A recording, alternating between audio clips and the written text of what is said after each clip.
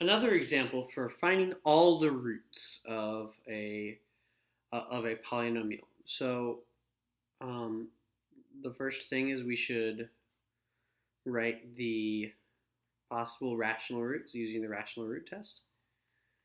And I believe this is all of them. So the first thing that I'm going to do is I'm going to see, okay, there's one, two, oh, so actually this was the first thing I did. But the second thing is I'm going to check how many sign changes there are. So there's two sign changes. So there are either 2 or 0 positive roots.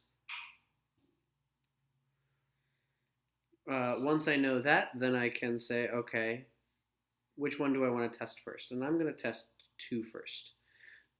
If it works, awesome. If it doesn't, then I will either get information on whether I should go bigger or go smaller.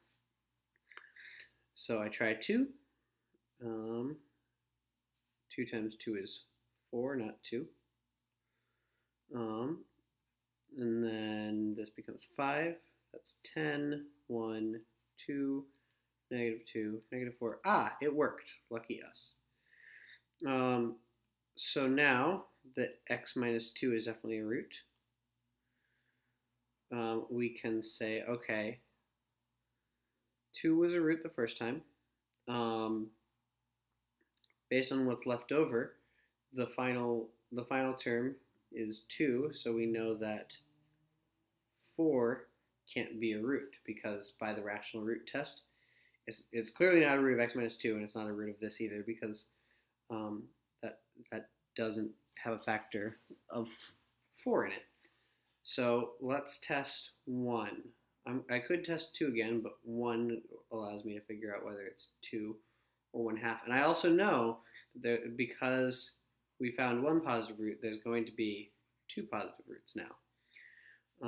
So let's try 1, 2, 2, 7, 7, 8, 8, 6. Okay, this clearly didn't work.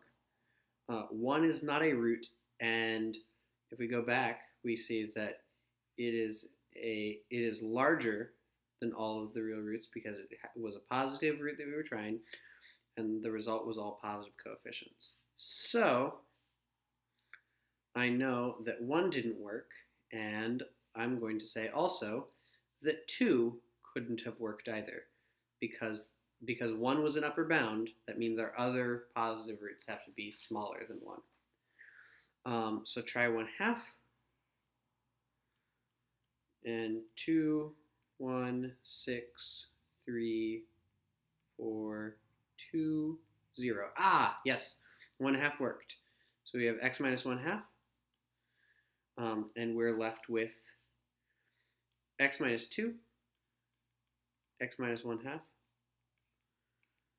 and then 2x plus 6, sorry, 2x squared plus 6x plus 4.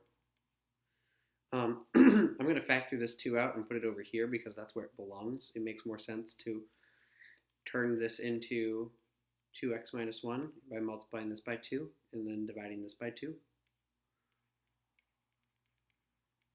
Either way, we'll still get the same roots.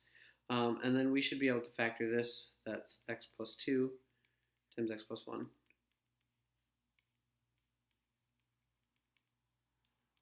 So what are our roots?